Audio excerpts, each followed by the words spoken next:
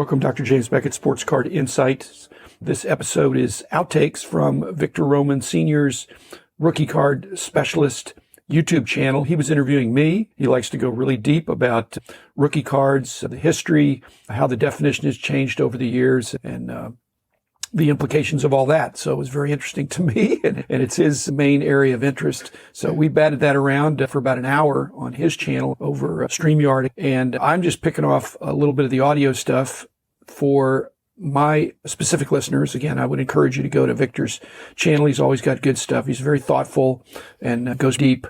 If you're interested in rookie cards, he'd be the man.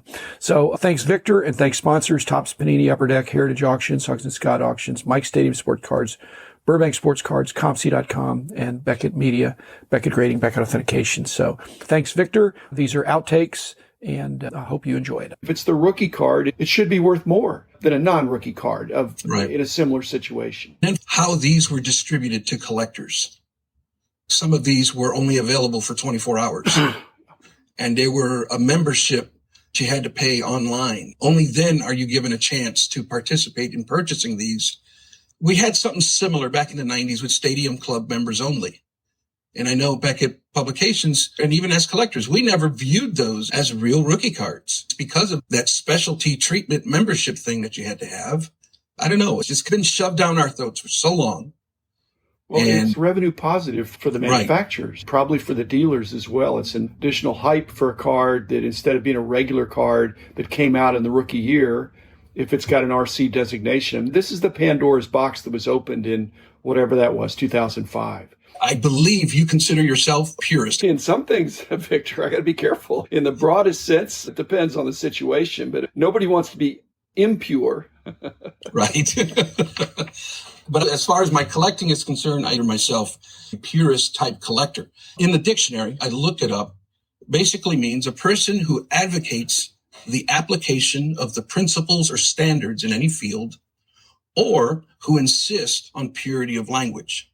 Now, looking at this definition, I see myself entirely on the second half of this definition, a person who insists on purity of language. I'm a big advocate for, hey, let's collect everything. Let's collect what we like. I'm totally for that.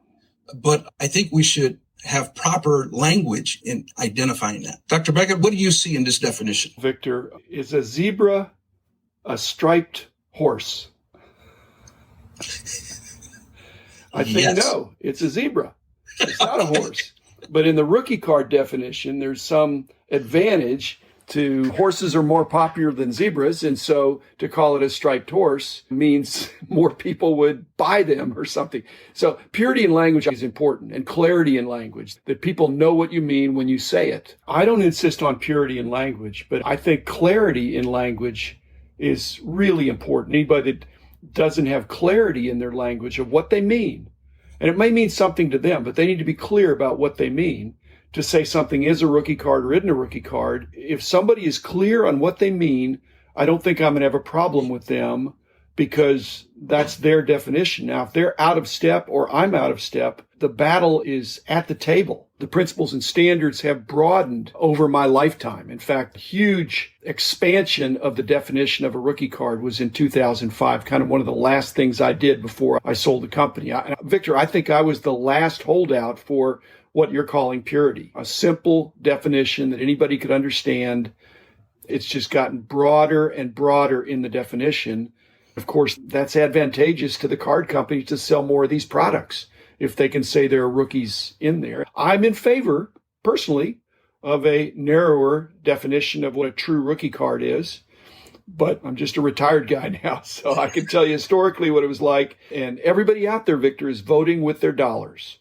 Because if they're going to pay extra for one of these unusually distributed, not in pack kinds of box sets in many cases, if they want to say that's a rookie card, and it has the RC label on it in many cases, then they're going to pay extra for the same card, where 30 years ago it would not have been regarded as a rookie card. Jim, do you sense resistance towards purist collectors? It depends on if they're purist collectors that are combative and belligerent, that insist that their way is the only way. Something that's not fully resolved. I think you're following is a good indicator of that. There's more than one way to look at this. You're trying to look at it, and I prefer to look at it the historical way, but the water has gotten so muddied over the last 18 years now. You have a First Amendment right to say what you want to say. However, the First Amendment does not cover death threats. So I think that's quite a bit over the line, but we can hobby the way we want to hobby. If you want to insist that something is not a rookie card according to the pure definition, and therefore you want to get a lower price because it's not a rookie card, it's not even really a parallel. It's an ancillary set that has the same numbering sometimes. Like I said, that battle is going to be at the table or online asking questions and would you take? And the dealer can sell his or her card for whatever. And frankly, on eBay, it seems like you can call it anything you want to call it as well. So we're losing that battle. And to try to say, hey, everybody has to be pure, it's like putting the genie back in the bottle. One of the things that is really valuable about what you do, Victor, and it's putting a target on you that people are probably going to attack you because you're very vocal about this. And I think in a very calm and reasoned manner, but they don't want the past to determine the present. They want to create a new present. That uncertainty can work to their advantage. And yet you're trying to help collectors see this is the way it used to be. Perhaps even this is the way it should be. So it's buyer beware if you're buying something that somebody calls it a rookie card. And historically, it would not have been considered a rookie card. And so you might be way overpaying because at some point in the future, there may be some consensus that moves back toward the older definition. These people that are making these belligerent comments, they don't want that to happen. They want more rookie cards, not less. They want more ability to market and hype the stuff. And it mainly affects the last 18 years of cards since that RC on the card. And that legitimizes as a rookie card, which in my mind, there's some question there. Right. Now, I believe a lot of my generation has come back to the hobby, a resurgence of collectors coming back. I am like on the 50-yard line of life. I'm not in my 30s, but I'm not in my 70s either. I know there was standards and principles that the majority of people adhered to, and you were recording and documenting those changes, not for a month or two. You were doing it for a couple of decades.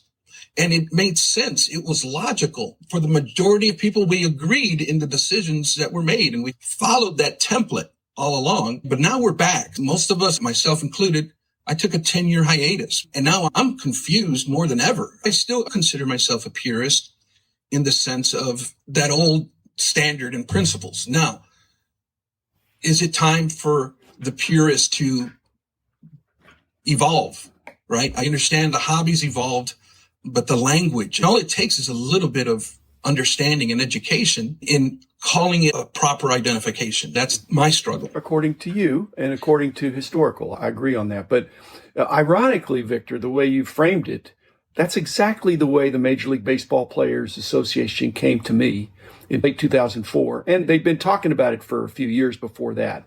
And so every time I'd see them, and I think I was the last holdout. And they said, it's really crucial that you accept this definition that means we're going to say what an RC is and we're going to put it on the card instead of you guys doing it based on what maybe they thought were archaic rules, but they were time tested.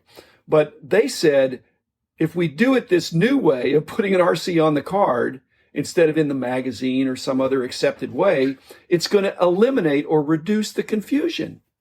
And so their argument was one of reducing the confusion. I agree it does. It brings in new confusion, though. Correct. Okay. And the second point that I don't think people have made here is that according to especially these naysayers, according to your definition that I appreciate, the base cards that got really driven up 2 years and were wildly being graded, base cards of not just prospects, but young stars, their base rookie cards were just huge volume on grading, all the grading services, especially PSA. It's probably what caused the backlog. Okay. But that was because there was an appreciation that the base rookie card really had value. Now, because it's not considered the rookie card, it's just the easy rookie card, it's fallen in disrepute. that there's all these junk slabs out there, when in the purest sense, that base card is really the true rookie. But where's everybody going? They're going for the parallel to the base card, which also have RC on them. And that's where the big bucks and the attention is. Right. And so it might even be negative for the overall hobby, because I don't think it's good for rookie cards, base rookie cards, to be going for less than the cost of grading. But that's what's happening. That's crazy. Yeah. Because they're not the rookie card. They're an easy rookie card. In fact, the comments you were making could also be against anybody that's collecting base cards. What are you doing that for? No one cares about base cards. If it's not RPAs and game use signed, and back in the early days, those were not RCs, because they were not readily available in the distribution flow. They were like a short print, a super short print. Right. Exactly. Now, distribution, that's really evolved and changed as well, especially over the last 3 years. But I guess the unwritten rule was that everybody should have a chance at owning said card. And that's how come we had pack pooled, nationally distributed. My findings have been, Jim, that those two carry a lot of weight even today. But that's changing also. Now, everybody has a cell phone now. Everybody has access to internet. Now, we have online exclusives happening. What do you recall about this principle and online distribution stuff back in the 90s? First of all, there was never a problem in the vintage world. Maybe there was some confusion when guys had cards in the 20s or the 1910s and when those things came out, because they weren't always dated. But the 40s, 50s, and 60s, it's pretty obvious. They were pack pulled, nationally distributed, and so they would be clearly rookie cards, not a lot of ambiguity there. So the vintage definition is not changed, I don't think. But now, like I said, since the 90s and especially in the 2000s, it's gotten messed up because distribution has gotten extremely creative. Victor, in the earliest days of the magazine, there was already problems brewing. As you can see from the very first monthly magazines that we had, I had RC question mark in the first 5 or 6 issues.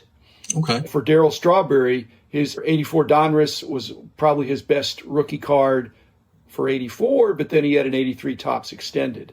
And so both of them were listed for the first 5 or 6 issues of Beckett Baseball Card Monthly as RC question mark. And that was intentionally on me, because I was the one that typed it up, to be provocative. And that was something that could not last. It could not stand. That was temporary. I don't say it was inflammatory, but it was intended to provoke discussion. That he's got an 83 card, but he's got an 84 card. The 83 card came in a box. And yet there were a lot of people selling them as rookie cards. That was clarified in mid-2005 with the appearance of XRCs and clarification of FTC, the first Topps card, and all these things that were trying to reduce the confusion.